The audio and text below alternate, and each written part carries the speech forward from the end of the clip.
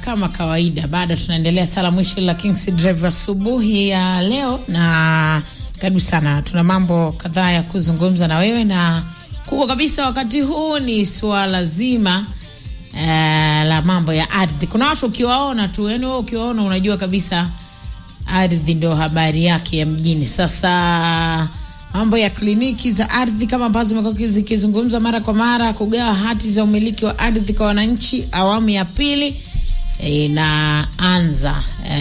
Kata akifanya wamepewa nafasi ya kufungua awamu ya pili.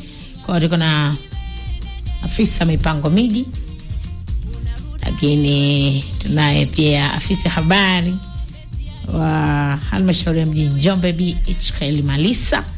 Muda mrefu sana hujatutembelea ndugu yetu. Nipo. Tususe kiasi hicho. Sisi tunakupenda. Hapa ni nyumbani. Karibu sana bwana. Asante sana. Kama ulivyonitambulisha, ninaitwa Ichkaeli Malisa, ni afisa habari halmashauri ya mjini Njombe. Na tuna habari njema kwa wakazi wa Kifanya. Kuanzia tarehe 8, kitengo cha ardhi, kwa maana ya ofisi ya mkurugenzi wa halmashauri ya mjini Njombe, kitengo cha ardhi, watafanya huduma pale. Tunafahamu mwezi wa 8 tulifanya kliniki ya ardhi, na kuna wananchi ambao walipata huduma. Zile huduma ambazo zilifanyika kuna mrejesho. Na imekuwa ni utaratibu wa ofisi ya mkurugenzi halmashauri ya mjini Njombe kuwafikia wateja au wananchi kwenye maeneo yao. Kwa hiyo safari hii tunaenda kutoa mrejesho kwa maana wale waliopata huduma, lakini pia kufanya kliniki kama ambavyo ni kawaida. Na wakati huu itakuwa ni siku 14. Kwa hiyo ni siku za kutosha kabisa. Na nimefika hapa ndipo na mtaalamu ambaye ni kaimu mkuu wa kitengo cha ardhi halmashauri ya mjini Njombe, na yeye sasa atatueleza kuna mambo mengi ambayo yatajiri. Pamoja na kliniki ya ardhi, tutakuwa tuna huduma zingine zile za msaada wa kisheria, pamoja na dawati la malalamiko litakuwepo pale kuhakikisha kwamba zile huduma nyingine ambazo hazihusiani na masuala ya ardhi, basi wananchi wanapata pia huduma ili kuwapunguzia. Kifanya ni mbali kufika ofisi ya mkurugenzi. Okay. Hujamtambulisha anaitwa nani? Au tujitambulisha mwenyewe. Karibu sana. Asante sana Dora, habari ya siku? Nzuri. Endeleaje ufalme? Sisi tuko vizuri ndugu yangu. Ndio. Tunaendelea tu kujisikia wafalme, na tunawakaribisha na nyinyi endeleeni kujisikia wafalme. Kwa sababu hapa ni nyumbani kwenu. Hivi hata kina dada na wafalme. Hivyo, yani wewe umo. Ingia ukaanza kuuliza sana hapa. Asante sana. Mimi nijitambulishe. Naitwa Emmanuel Amos Luhamba. Kama alivyosema afisa habari, mimi nasimamia kitengo cha ardhi ambapo kuna masuala ya utawala wa ardhi, mipango miji, uthamini pamoja na upimaji na ramani. Hizi ndio huduma ambazo zinatolewa katika kitengo cha ardhi. Okay. Tumekuwa na program ya huduma kwa mteja, lakini pia kliniki za ardhi. Na tumezifanya sehemu nyingi, na tumekuja kwa wananchi leo kuambia wasikilizaji wa Kings FM kwamba, na hasa wakazi wa kata ya Kifanya, kwamba tunarudi tena Kifanya. Okay. Tulifanya Kifanya kuanzia tarehe 30 mwezi wa 8 mpaka tarehe 6 mwezi wa 9. Tulihudumia wananchi pale. Huduma tulizozifanya pale Kifanya, tulikuwa tunatoa elimu ya mipango miji, utawala wa ardhi, uthamini pamoja na upimaji na ramani. Lakini pia tulikuwa tunasikiliza kero, malalamiko yanayohusu ardhi, lakini pia na kero zingine za kijamii ambazo zinahitaji msaada wa kisheria na pia msaada wa dawati la malalamiko.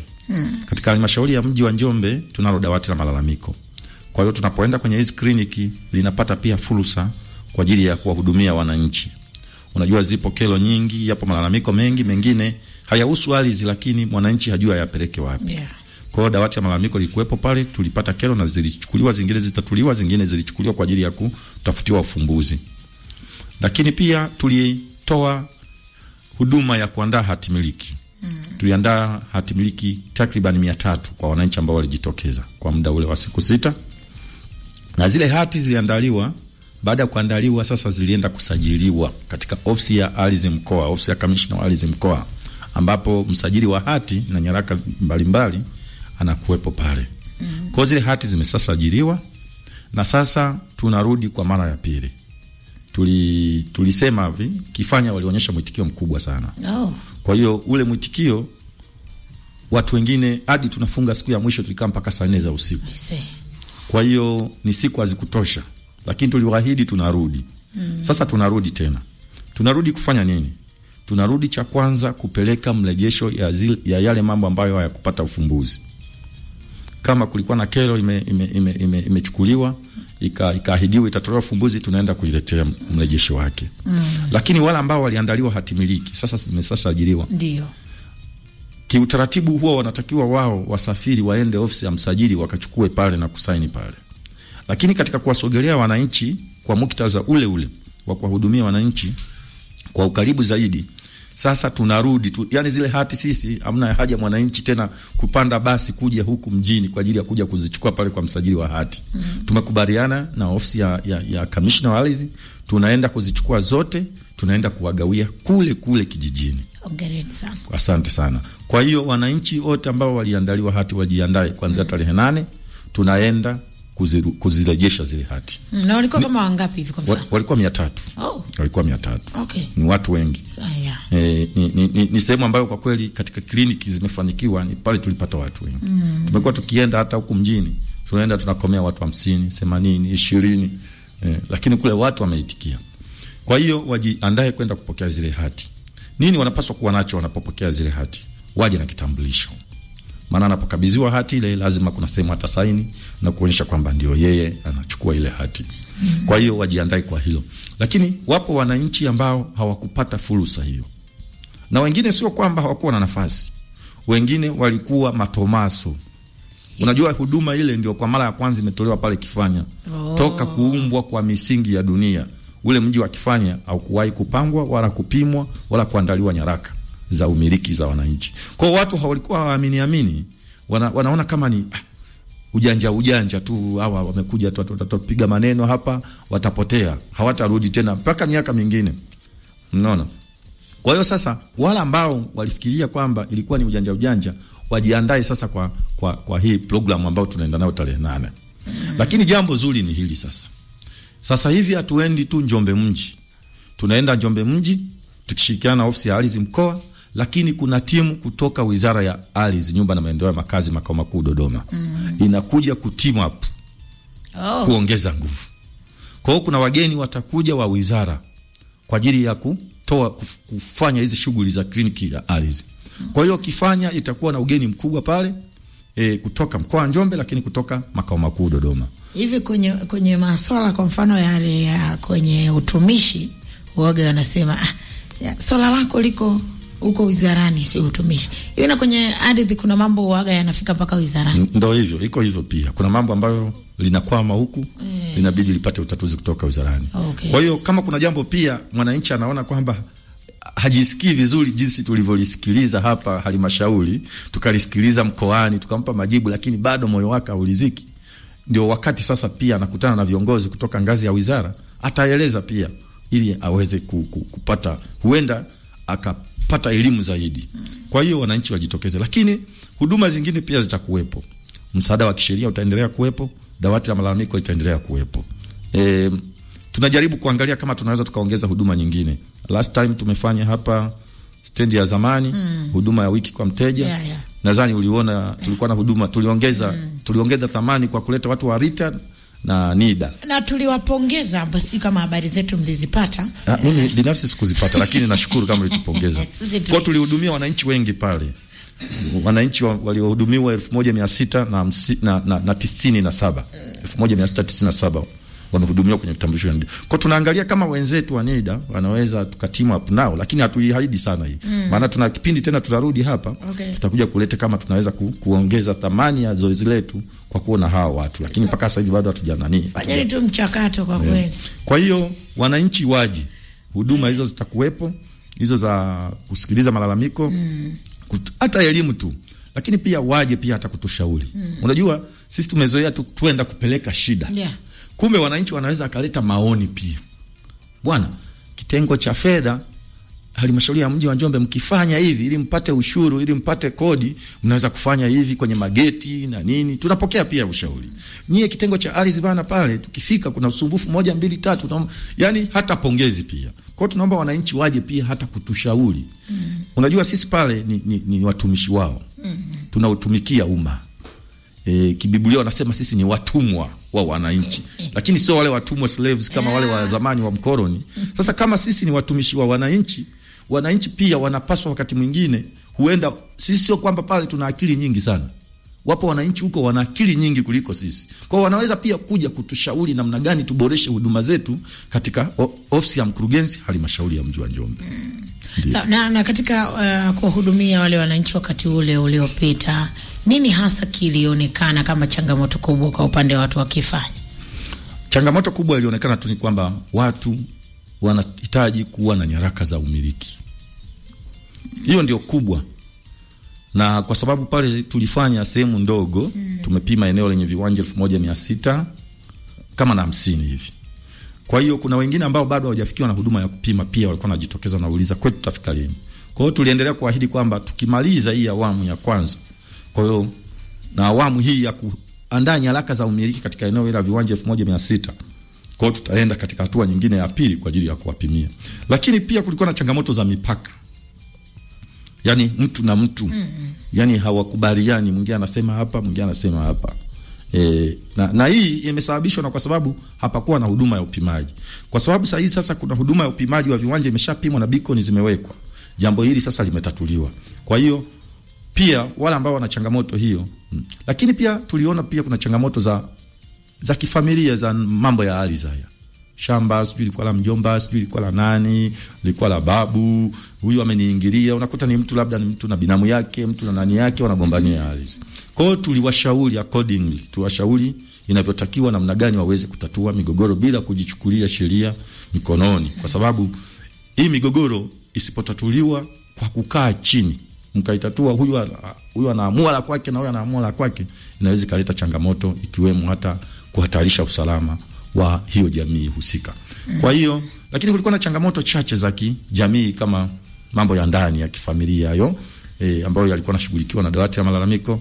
Unakuta baba na mama labda kunasema waendi vizuri, mambo hayaendi vizuri kule ndani. Kwa hiyo yale nayo yalitatuliwa. Kwa hiyo changamoto tunaweza tukasema zime cross cut katika sekta zote.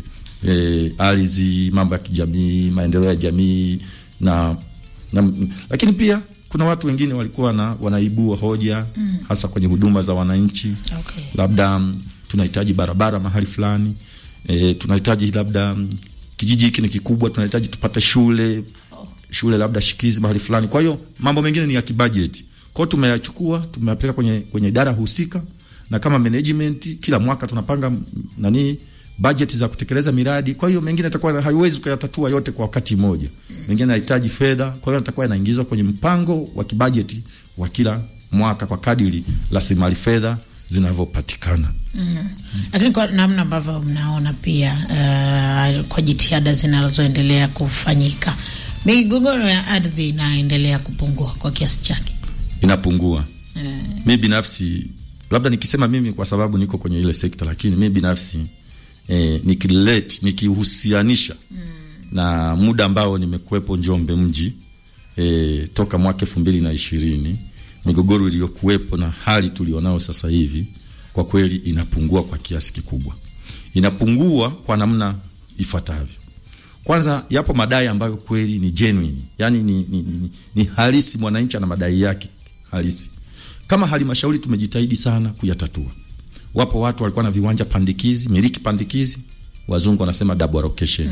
Dola na miliki ana hati, Ichikaeli naye ana hati kwenye kiwanja hicho hicho.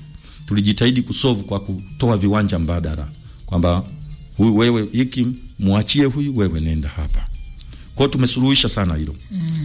Miaka ya 2020, 21, 22 ukifika ofisini pale, ulikuwa unakuta benchi pale limejaa hivi foleni kama vile watu wanaingia sijui wapi, lakini tunaendelea kupokea huduma saa hizi ndogo ndogo, watu yapo malalamiko bado, lakini tunaendelea kutatua. Ila huwezi kulinganisha. Kwa hiyo sisi binafsi tukijipima, tukijitathmini, tunaenda vizuri, yani tunaenda vizuri. Lakini migogoro hii wakati mwingine wananchi hawezi kuitofautisha. Migogoro hii ipo kategori nyingi sana. Kuna migogoro ambayo yawezekana inasababishwa na wataalamu, ambayo ndio nasema kwamba kwa kiasi kikubwa tumeendelea kuimaliza na tumejizatiti kwamba yasirudie makosa kama hayo ya zamani. Kwa sababu pia saa hizi tuko kwenye mifumo ya dijitali. Mifumo ya dijitali. Kwa hiyo inatusaidia sana kung'amua hata wale wajanja ambao wanaweza kusababisha changamoto kama hizo. Lakini ipo migogoro ambayo inasababishwa na wananchi wenyewe. Anaweza kaja dadadora hapa, kaona kiwanja pale cha jirani yupo Dar es Salaam huko, amepoteaga miaka 10, wewe unaenda kukiuza, unakuja unawalagai wataalamu, wanajikuta labda wameandaa hata nyaraka bila wao kujua kwamba hapa kulikuwa na mtu, kwa sababu viwanja vingine ni vya zamani, haviko kwenye mfumo, ndio tunajitahidi kuviconvert kwenda kwenye mfumo. Kwa hiyo unakuta ni mwananchi ndio chanzo cha kusababisha mgogoro, lakini serikali au halmashauri ndio itatajwa. Lakini iko migogoro ya mtu na mtu pase. Unakuta dadadora unagombana na dada Ichikaeli hapa, lakini na wenyewe ule mgogoro utatajwa watu wa ardhi, unaona? Lakini ukiuenda kwa undani ni mtu na mtu anagombana chanzo. Kwa hiyo ipo pia ya mtu na mtu migogoro hii. Kwa hiyo migogoro iko kategori nyingi sana, lakini tunajitahidi kwa sababu sisi ni watumishi wa serikali. Sisi migogoro ya mtu na mtu, yawezekana tungefuata sheria, tungeweza kusema akija dadadora na Ichikaeli mnagombania eneo, tungewaambia nendeni mahakamani. Lakini tunajitahidi sana sisi, kitengo cha ardhi, sheria pamoja na dawati la malalamiko, tunaenda mpaka kwenye familia. Juzi tulikuwa na mgogoro pale Magoda wa familia. Yaani ndugu na ndugu wanagombana. Wala sio ofisi imesababisha. Kwa tumeenda pale, tumekaa sebuleni toka saa 3 mpaka saa 9. Unaona? Nini tunafanya hiyo? Kwa sababu sisi ni watumishi wa umma. Tumeenda shule ili tuisaidie jamii hii ili iweze kusolve amicably, yani kwa utulivu. Mambo ya kesi nayo yana gharama zake. Mambo ya kesi yanapoteza muda, mambo ya kesi yanachukua gharama kubwa. Kwa hiyo tunawasihi sana wananchi kabla ya kwenda huko, kama kuna jambo linatatiza liwasilishe ofisini. Sisi ni watumishi wa umma na umma ni wa Tanzania, wana Njombe. Sisi hata kama ni mgogoro wa wewe na mdogo wako na mume wako, tutausuluhisha. Mkishindwana kabisa sasa, mmeshindwa kuchukua busara zetu za wataalamu, za sheria, idara ya ardhi, dawati la malalamiko, pale ndio tutawaambia jamani, nendeni kwenye vyombo vya nini? Vya sheria. Lakini msipigane mapanga, msigombane, msipigane ngumi, nendeni kwenye vyombo vya sheria. Kwa hiyo kuna wakati maana yake kukosekana kwa uelewa na namna ya kutatua migogoro kuliko kunasababisha migogoro mingi. Kabisa. Okay. Kabisa. Sawa, tunaelekea tamati kipindi chetu. Kama kuna mambo yamesalia ambayo hayajazungumzwa na unatamani mtu afahamu kuhusiana na hii kliniki, mambo mengine ya ardhi kwa ujumla. Kwa wale ambao sasa hawajapata hizi nyaraka za umiliki kwa maana ya hati miliki, tunapokuja tarehe 8, uje na vitu vifuatavyo. Kwanza, uwe na passport size 6 kwa kila kiwanja. Kama una viwanja 5, chukua 6 mara 5. Lakini uje na nakala ya kitambulisho cha NIDA, toa kopi. Kama huna kitambulisho cha NIDA, basi njoo na namba ya nini? Ya NIDA, ukiwa umeambatanisha na kitambulisho cha kupiga kura. Kwa kuna watu wengine wana namba tu ya NIDA lakini hawakina kitambulisho chochote. Njoo na kile cha kupiga kura. Lakini pia kama una passport ya kusafiria, ile ya kwanza nilisema passport size kwa maana ya picha za rangi, maana tusije tukachanganya. Lakini kama una passport ya kusafiria, hiyo nayo ni nyaraka ambayo inaweza kutumika katika maandalizi ya hati. Toa nakala, njoo nayo. Lakini kwa wale wanandoa, kama unataka kumiliki, na tunaisisitiza, dunia ya sasa imeharibika, maana uaminifu haupo. Miliki na mwenza wako, ili mmoja asipokuwepo mwenzio asibaki anateseka. Wagane wengi wanateseka, japo wajane ndio wanasikika sana, lakini wapo wagane pia wanateseka. Umemwacha mume wako, wewe kile kiwanja ulikuwa umejimilikisha mwenyewe, mume wako anaonekana, wanakuja dada zako, wanakuja kaka zako, wanasema hapa shemeji wewe ulikaribishwa tu. Au wewe mwanaume umemwacha mama mjane pale, kiwanja ulimiliki wewe tu, wanaanza kuja kaka zako, ndugu zako, wanasema kwamba hapa tulimwadhibisha tu huyu, kwanza ile shamba lilikuwa la ukoo la nini, anaanza kuteseka. Kwa hiyo ni vizuri ili mmilikishwe. Kama mna cheti cha ndoa, mnakuja na cheti cha ndoa. Lakini kama hamna cheti cha ndoa, pia mnaweza kumilikishwa wawili kwa namna nyingine kama co-ownership. Yani watu wawili ambao mmekubaliana kufanya nini? Kumiliki kwa share, equal shares inaitwa equal shares. Kwamba mmoja asipokuwepo, share inabaki kwa na wewe utakuwa na share yako. Kwa hiyo kuna watu wengine wameoana lakini hawajabahatika kufunga ndoa, hawana vyeti, lakini bado wanaweza kumiliki kwa njia ya equal shares. Kwa hiyo tuwasisitize sana waweze kuja. Fika pale na hivyo vitu nilivyovisema kwa ajili ya kumilikishwa. Lakini nisisitize, kwa sababu wasikilizaji wananisikiliza, hata wale ambao sio sasa wakifanya na maeneo mengine. Njombe ina wimbi kubwa la wageni, hasa kwa ajili ya potentiality, yani umuhimu wake uliopo, fursa zilizopo. Kuna fursa nyingi: parachichi, kilimo cha parachichi, kilimo cha miti, viazi na kadhalika na kadhalika. Tusiuze ardhi kinyemela, tusiuze ardhi kiholela. Tuuze ardhi kwa kushirikisha mamlaka husika, ili tusilete mgongano na mwingiliano. Mji wa Njombe unao mpango wa matumizi ya ardhi wote, kuanzia katika kitovu hiki cha mji mpaka huko Makoo, mpaka huko Mgara. Yapo maeneo yamepangwa kwa ajili ya viwanda, yapo maeneo yamepangwa kwa ajili ya matumizi mbalimbali. Kwa ni vizuri wawekezaji wanavyokuja wafike kwenye mamlaka husika ili wasiingie kwenye mgogoro. Tumeushuhudia watu wakiuziwa ardhi mara 3 mara 4, unakuta watu 4 wako kwenye kipande kimoja cha ardhi. Lakini serikali za vijiji, sheria ya mikataba, serikali za vijiji iwe mamlaka za kusainisha mikataba ya mauziano, ila ziwe mamlaka za kushuhudia uhalali wa eneo husika.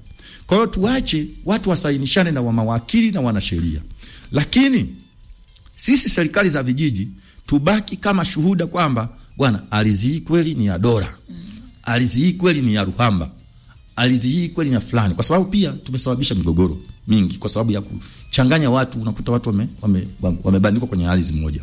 Lakini la mwisho ambalo si lazima lakini ni ushauri, kwa sababu mimi ni mtaalamu, tusiuze holela ardhi ili tusije tukabaki watumwa. Kuna watu kwa sababu mtu anakuja na pesa, anauza shamba lote, yeye anaondoka, anahama, anaenda tena ndani zaidi. Mwisho wa siku na kule nako watamfuata, atauza. Ni nini kinachofuata? Miaka inayofuata 10, 20 utabaki mtumwa kwa bwanyenye mmoja hivi. Utabaki wewe mkulima, utakuwa kibaharua kwenye shamba la mwekezaji, kwa sababu wewe hukubakiza hata eneo kidogo, kwa sababu ulitamani, ulikuwa na uloho wa zile fedha. Kwa tuuze kujikimu, lakini tubakize akiba ya familia kwa ajili ya wewe na kizazi kinachokuzunguka. Kati ya kitu ambacho kinaenda kuwa scarce miaka ya mbele huko, yani ambacho kitakuwa adimu, ni pamoja na ardhi, maji, wataalamu wanasema. Okay. Maji pamoja, kwa sababu ya mabadiliko ya tabia ya nchi. Kwa hiyo tutunze ardhi tulizonazo kwa ajili ya sisi na kizazi, kwa ajili ya uwekezaji. Yes. Haya, Chikaeli una neno? Sio mambo yake anasema. Mimi la kwangu ni machache. Okay. Kwanza, muda wa kutoa huduma. Huduma itatolewa ofisi ya kijiji cha Kifanya, na muda itakuwa ni kuanzia saa 2 asubuhi mpaka saa 11 za jioni. Kwa hiyo mwananchi ambaye anasikiliza saa hii, tuwe mabalozi kwa wenzetu ambao pengine hawajasikia kwamba ofisi ya kijiji ndio itakayotumika. Lakini kuna swala tumezungumzia hapa kwamba kuna watu ambao wana malalamiko, wana issues ambazo yani kuna migogoro. Unapofika kwenye hii kliniki, basi unalalamiko, una mgogoro, fika na zile nyaraka ambazo zinahusu lalamiko au mgogoro husika. Inatoa wepesi kwa wataalam kujua kwamba wanaanzia wapi kuweza kukusaidia wewe kutatua hiyo changamoto yako. Lakini kuna vitu vingine kwenye kitengo hichi au idara hii ya ardhi. Kuna masuala mengi ambayo huwa yanafanyika kwenye mipango miji na vitu vingine. Wale watu ambao tayari wamekwisha kumilikishwa, kuna ankara za malipo huwa zinatolewa kwa ajili ya kulipia ile kodi ya ardhi. Kwa hiyo sasa yawezekana mwananchi ambaye tayari alishapatiwa umiliki, amepokea message, afahamu kwamba analipia vipi, au hajapata hiyo ankara, basi akifika pale atapata kupata hiyo utaratibu wa namna ya kulipia, lakini kupata ankara ya malipo ya kiwanja chake. Lakini pia kuna swala la kulipia vibali vya ujenzi. Tunavyojenga majengo yoyote yale lazima kupata kibali cha ujenzi kutoka ofisi ya mkurugenzi wa halmashauri ya mji Njombe. Kwa hiyo kama wewe una mpango wa kujenga kwenye kiwanja chako na bado haujapata kibali cha ujenzi, basi utafika pale, utatolewa kibali cha ujenzi, utapewa utaratibu namna gani unapata kibali cha ujenzi, then kama utakuwa umemaliza zile taratibu, basi unapata kibali chako cha ujenzi na unajenga kwa kufuata kanuni, taratibu na sheria ambazo zimewekwa. Kwa hiyo mimi niwasisitize sana wananchi, wakazi wa Kifanya na maeneo ambayo ni ya jirani, lakini pia wale ambao wana maeneo kule Kifanya ambao wanahitaji kuyamilikisha, basi watumie fursa hii siku 14, na tumeambiwa tutakuwa tuna wataalamu pia kutoka wizarani. Hii ni fursa ya kipekee sana kwa watu wa Kifanya. Kwa hiyo tutumie vizuri huu muda ambao tumepata.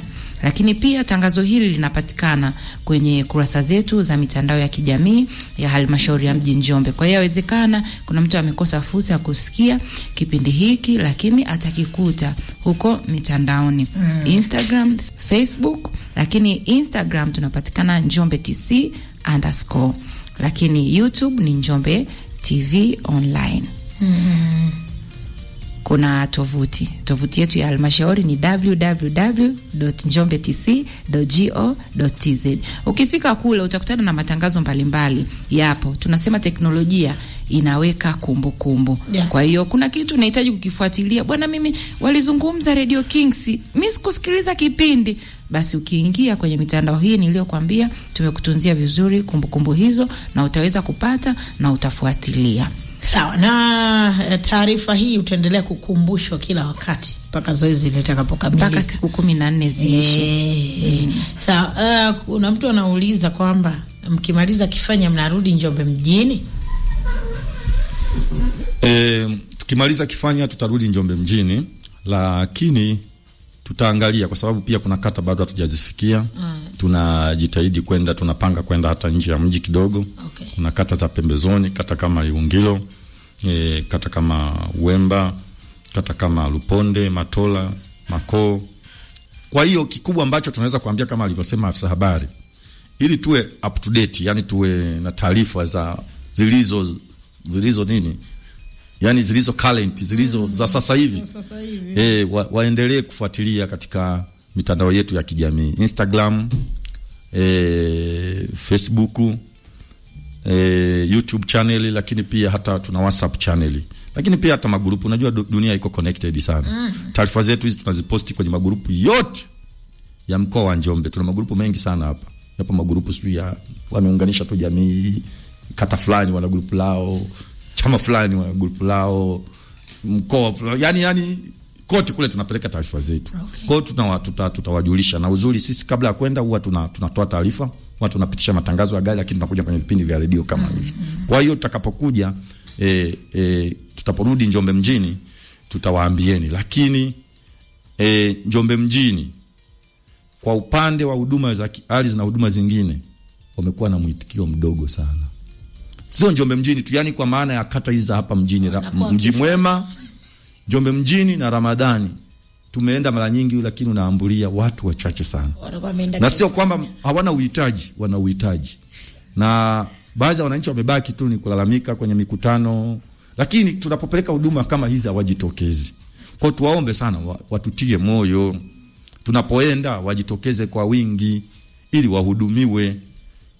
Tofauti na hiyo kusubiri mpaka uje ofisini ambako pia kule kunakuwa na milolongo mingi, lakini pia ni mbali.